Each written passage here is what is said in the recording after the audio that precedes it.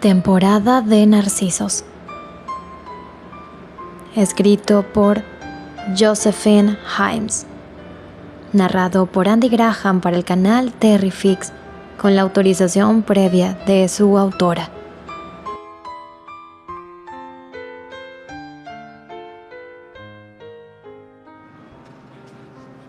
Episodio 3.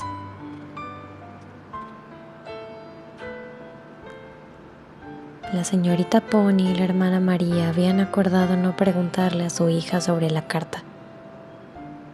Candy se sentía muy agradecida por su discreción. Había mantenido la compostura durante toda la jornada, cumpliendo con todas sus usuales tareas. A pesar de su energía, no podía engañar a las ancianas.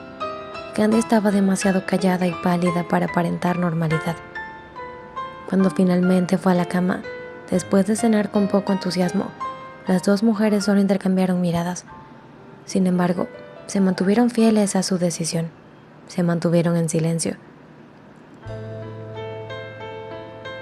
Durante el día, Candy había encontrado una mejor explicación creada por su imaginación. Para ella, Terry solo buscaba ponerse en contacto con una vieja amiga. En el pasado, Terry había tenido miedo en hacerlo por evitar que Susana se pusiera celosa, por lo tanto no quería molestarla, así que se había mantenido al margen. Pero ahora todo era distinto. Él ahora era dueño de sí mismo como para tomar la decisión de reanudar su amistad con ella. No había ninguna razón para leer entre líneas en las escasas líneas que había escrito. Ella podía ignorar otros detalles de la carta, como el plazo de 1 año que se había impuesto, pero no quería arriesgar su corazón con especulaciones. Por lo tanto, en ese ánimo decidió responder a la carta. A la mañana siguiente, después de enviar su carta, había hecho algunos comentarios ocasionales sobre la intención de Terry de reanudar su amistad con ella. No quiero que empiecen a sacar conclusiones con respecto a la carta, había advertido a las damas que la miraban con incredulidad. Esto simplemente se trata de 2 amigos poniéndose al día y nada más, se los aseguro. La señorita Pony y la hermana María no hicieron algún intento para contradecir a Candy, ni hicieron ningún tipo de comentario.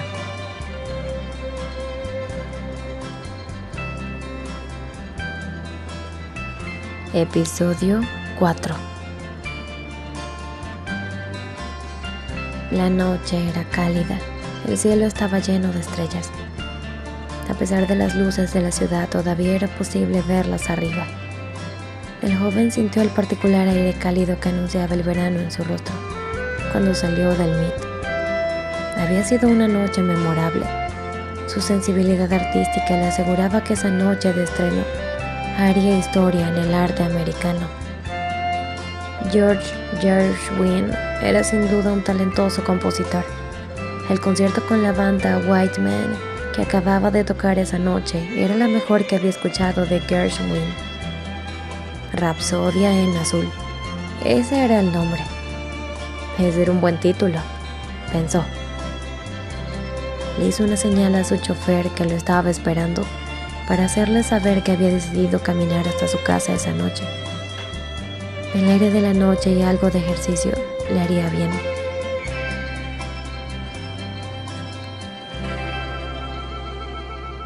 El joven encendió un cigarrillo tranquilamente. Comenzó a caminar por la calle con su paso característico. Parecía como un sueño al sentirse tan libre, tan vivo, después de 8 años de opresión. Era tan grande el cambio que le tomó algo de tiempo acostumbrarse. No es que se quejara. La sensible introducción de Gershwin aún resonaba en sus oídos, al recordar su vida en los últimos meses. La temporada había sido todo un éxito. Los nuevos proyectos para el próximo otoño lo mantenían entusiasmado. Ahora podía ir a casa a leer las nuevas obras por su propia cuenta. Podía saborear las líneas al tenerlas en voz alta, sin importar qué tan tarde quisiera quedarse despierto. Nadie lo amonestaría por hacerlo. nadie le molestaría a él. Por primera vez se sentía dueño de su propio destino. Desgraciadamente, tenía que admitir que había sido una victoria difícil de ganar. El último año de vida de Susana había sido una experiencia miserable para la joven. Sin importar qué tan nefasta hubiera sido su relación, nunca había deseado su muerte. ¿Cómo podría? Ella había sido una criatura débil y atormentada con pobre alma. Además, sus dolencias físicas habían sido tan duras con ella que merecía su compasión y no su resentimiento. Todo lo que había ocurrido en el pasado se había ido.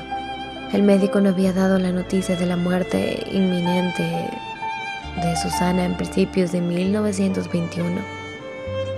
No había nada que hacer, más que esperar. Él había tenido varios meses para aceptar la verdad, para prepararse para el momento final, antes de que realmente sucediera. Sabía que alguna vez ella se hubiera ido. Tenía que tomar una serie de decisiones, que algunas de ellas no iban a ser muy agradables. El mismo día del entierro de Susana, supo exactamente lo que tenía que hacer. Una semana después del funeral de Susana, se había sentado a hablar con la señora Marlowe de una vez por todas. Aún recordaba eso. Creo que hay algunos asuntos urgentes que tenemos que tratar, señora, le dijo sentado en la sala de su casa. La mujer se había quedado simplemente en silencio, como esperando lo peor de este joven en cuya casa había vivido durante más de 3 años. Ahora ella ya no tenía la excusa de ser su suegra. Estaba lista para ser expulsada de su casa tarde o temprano. Ella era consciente que no era muy estimada por el joven actor. Creo que hemos llegado a un punto donde nuestros caminos deben separarse, señora Marlowe. Sabía que eso pasaría, respondió la mujer con expresión agria. Solo requiero un par de días para empacar mis cosas, Terrence. No voy a seguir imponiendo mi presencia por más tiempo. Se equivoca, señora Marlowe.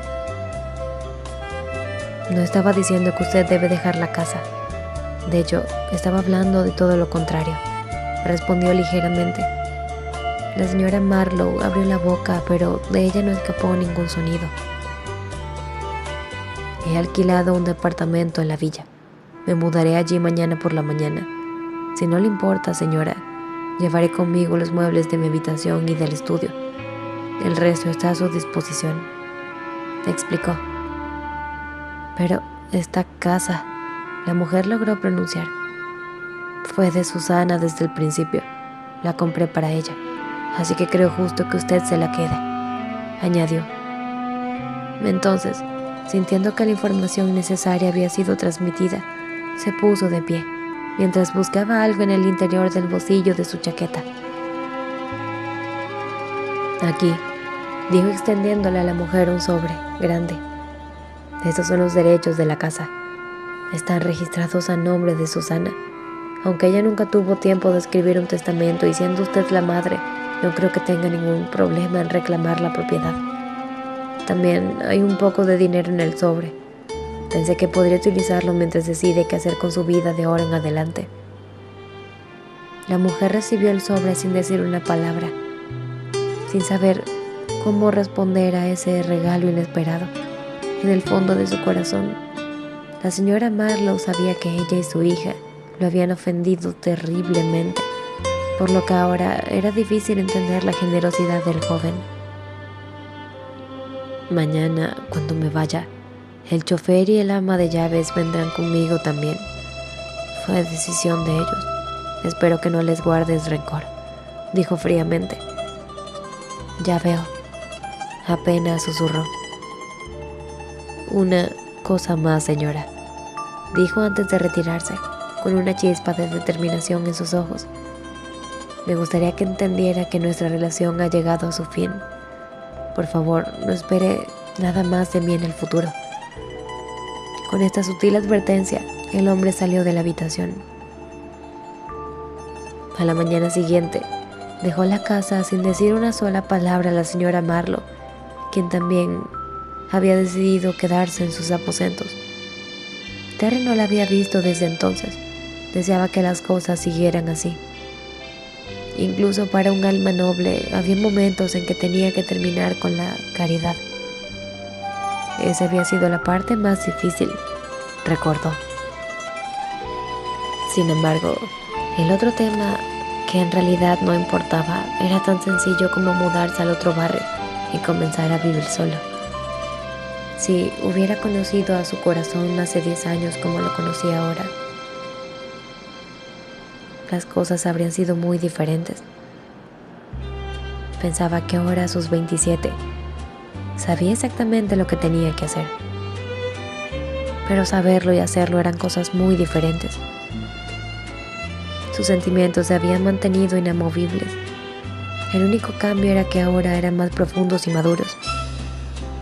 La ausencia hace que el cariño crezca, dicen algunos. Al menos sabía que en su caso sí era así.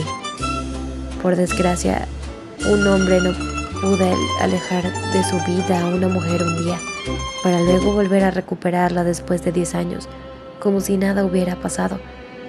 La sola idea de la escena hacía que su corazón saltara de inquietud. Ahora existía el problema del periodo de luto.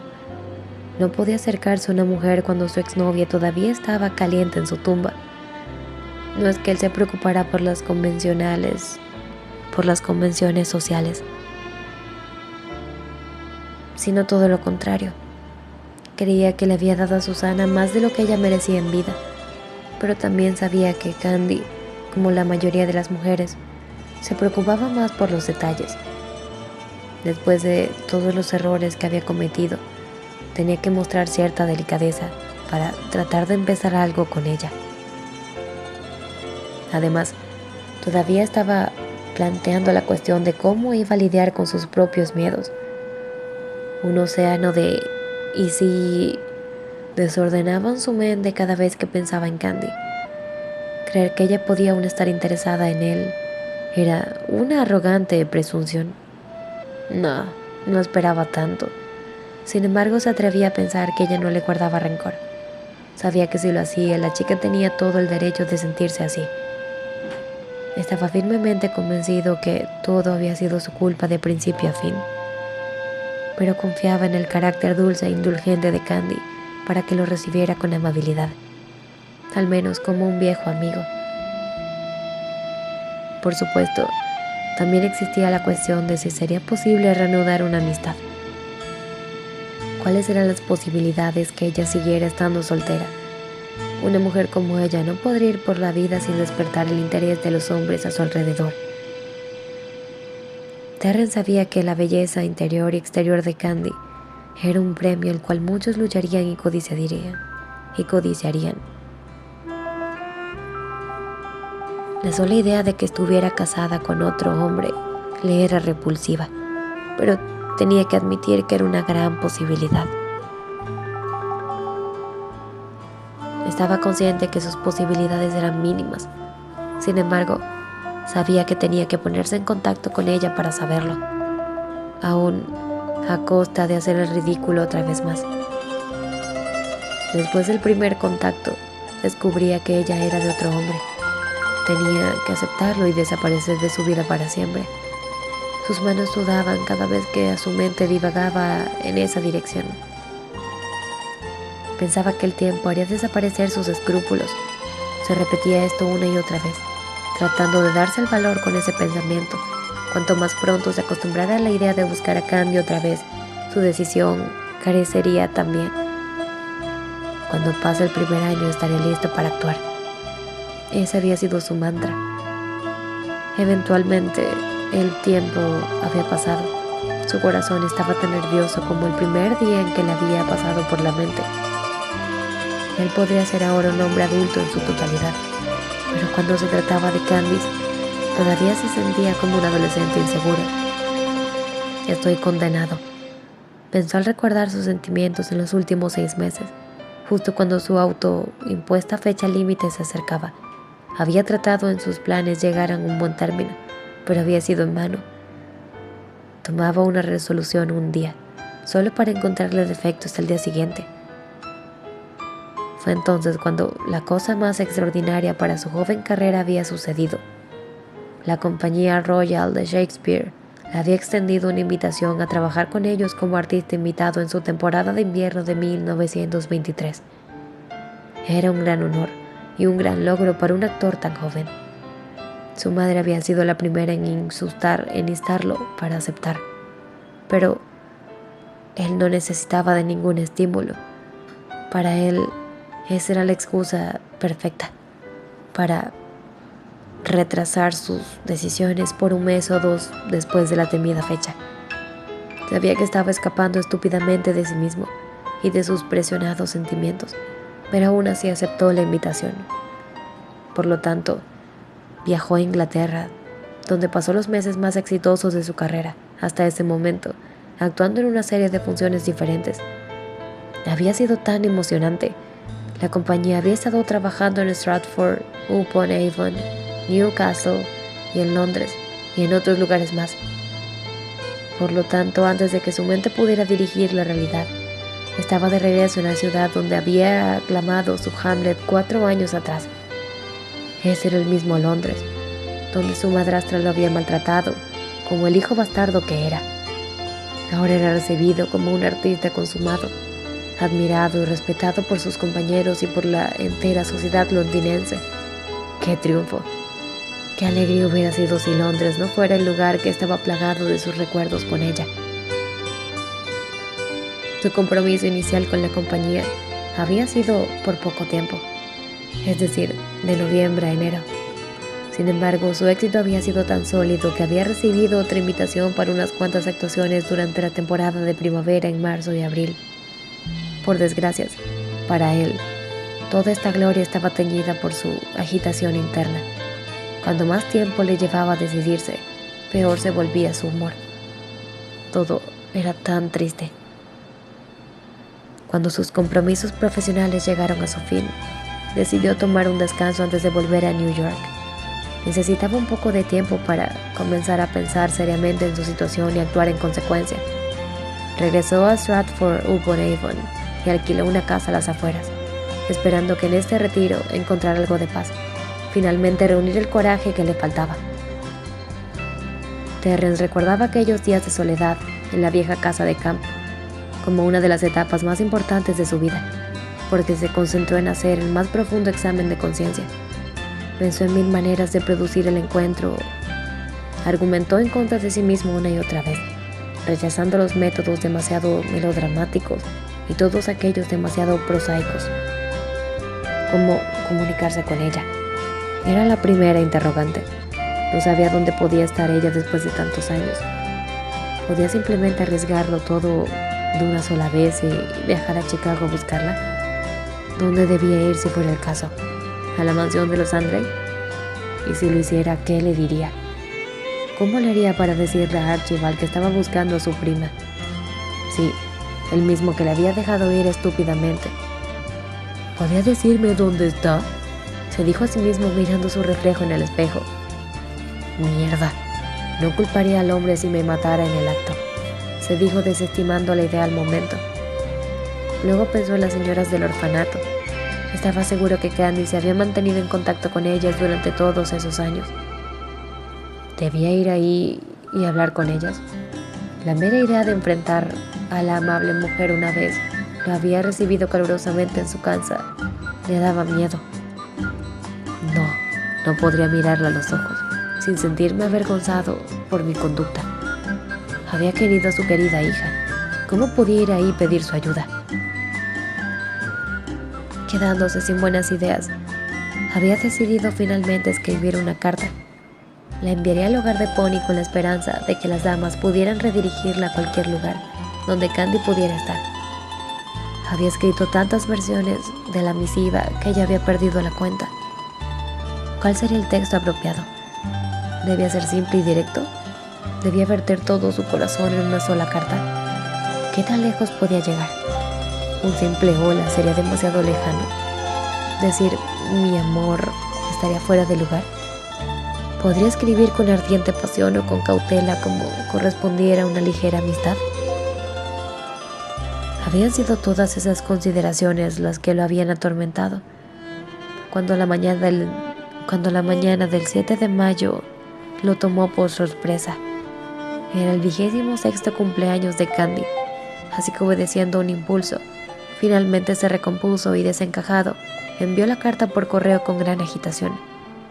Incluso cuando ya estaba cerrando el sobre, le llevó 3 viajes a la oficina de correos para reunir las agallas, para dejar el sobre ahí. Sin embargo, cuando lo hizo, sintió como si hubiera sido poseído por una energía nueva. Empacó todas sus cosas a prisa, llamó a su asistente para que reservara su boleto y partió hacia América, como si una cita previamente fijada requiriera de su regreso a Nueva York de inmediato.